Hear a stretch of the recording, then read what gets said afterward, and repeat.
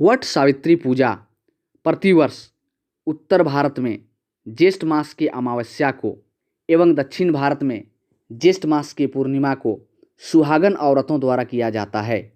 यह व्रत औरतें अपने पति के दीर्घायु होने की कामना लिए हुए करती हैं और बड़े ही विधि विधान के साथ वट वृक्ष की पूजा अर्चना करते हैं। इस व्रत को करने से घर में सुख समृद्धि और धन्य धान्य की वृद्धि होती है। एक प्राचीन कथा के अनुसार भद्र देश के राजा अश्वपति थे। उनकी कोई संतान न थी। उन्होंने संतान प्राप्ति के लिए कई यज्ञ का अनुष्ठान किए। तत्पश्चात उनके घर एक कन्या का जन्म हुआ। उसका नाम सावित्री रखा गया। कन्या बड़ी होकर सभी गुणों से संपन्न और रूपवती हुई।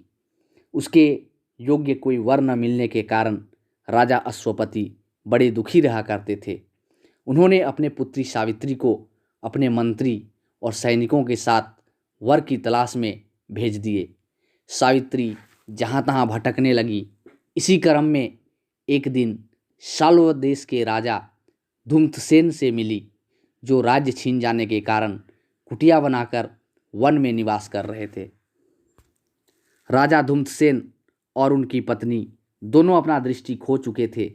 उनके पुत्र सत्यवान को देखकर सावित्री अपने पति रूप में उनका वरण कर लेती है, क्योंकि सत्यवान एक गुणवान और सुंदर युवक था। एक दिन देवर्षि नारद सावित्री के पिता के पास आकर सत्यवान के अल्प आयु होने की बात कहते हैं और सावित्री को कहते हैं कि तुम कोई दूसरा पति ढूंढ लो, क्योंकि सत्यवान अल्पायु है और अब उसकी उम्र केवल 1 वर्ष ही बचा है। तब सावित्री बोली, आर्य कन्याएं अपने पति का वरण एक बार ही करती हैं। मैं सत्यवान को अपना पति मान चुकी हूँ, अब मैं उन्हीं से विवाह करूँगी। सावित्री और सत्यवान का विवाह हो गया। सावित्री अपने पति और सास ससुर का खूब सेवा किया करती थी। सत्यवान लकड़ी काटकर अपने परिवार का भरण पोषण किया करता था। एक दिन सत्यवान और सावित्री जंगल में लकड़ी की तलाश में गए हुए थे। सत्यवान एक बरगद के वृक्ष पर चढ़कर डाली को काट रहा था। तभी उसके सिर में दर्द शुरू होने लगा। वह पेड़ से नीचे उतर गया। सावित्री अपना भविष्य समझ गई। वह सत्यवान के सिर को गोद में लेकर सहलाने लगी। तभी वहाँ यमराज आ पहुँचे। यमराज अपने साथ सत्यवान को ले जाने लगे। तब सावित्री वट वृक्ष को प्रणाम करती है और कहती है, हे वट वृक्ष, मेरे पति की रक्षा करो, और वृक्ष के फेरे लगाती है। फिर यमराज के पीछे चल पड़ी। यमराज सावित्री को समझाने की कोशिश किए। यह विधि का विधान है, तुम वापस लौट जाओ। सावित्री कहती है, मैं सदा अपने पति के पीछे चलने का उन्हें वचन दिया है, सो मैं वापस नहीं जाऊंगी। यमराज ने सावित्री से कहा, धन्य हो देवी तुम, मुझसे कोई वरदान मांगो।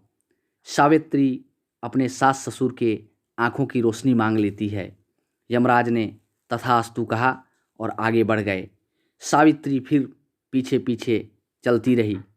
यमराज बोले, देवी तुम वापस जाओ। सावित्री बोली, भगवान, मुझे अपने पति के पीछे चलने में कोई परेशानी नहीं है। पति के पीछे चलना मेरा कर्तव्य है। यह सुनकर यमराज ने सावित्री से कहा, देवी तुम मुझे और एक वर मांग लो। सावित्री बोली, मेरे सास ससुर के खोए हुए राज्य वापस दिला दें। यमराज सावित्री को वर दे दिए और आगे बढ़ गए। सावित्री फिर पीछे पीछे चल पड़ी। तब यमराज बोले, देवी तुम वापस जाओ। सावित्री बोली, मुझे अपने पति के साथ ही जाना है। यमराज बोले, देवी तुम मुझसे और एक वर मांग लो। सावित्री 100 पुत्रों की माता होने का वर मांगती है। यमराज वर देकर आगे बढ़ गए। सावित्री फिर पीछे पीछे चल पड़ी। तब यमराज ने कहा, अब तुम लौट जाओ देवी। तब सावित्री बोली, मैं एक पतिव्रता नारी हूँ, आपने मुझे पुत्रवती होने का वर दिया है, अब मुझे मेरा पति लौटा दें। तब यमराज सावित्री के पति के प्रति भक्ति भाव को देखकर प्रसन्न होकर सत्यवान के प्राण को छोड़ दिए। सावित्री सत्यवान के प्राण को लेकर उसी वट वृक्ष के सामने वापस आ गई जहाँ सत्यवान का मृत शरीर पड़ा था। सत्यवान जीवित हो गया। तब सावित्री उस वट वृक्ष का पुनः पूजा अर्चना करती है और दोनों पति पत्नी अपने निवास स्थान को चले गए। वहाँ सत्यवान के माता पिता की आंखों में रोशनी आ चुकी थी, साथ ही खोया हुआ राज्य प्राप्त हो गया। तब से सुहागन औरतें विधि विधान से वट सावित्री पूजा करती हैं। कहा जाता है वट वृक्ष में भगवान शिव, विष्णु और ब्रह्मा समेत कई देवी देवताओं का वास होता है।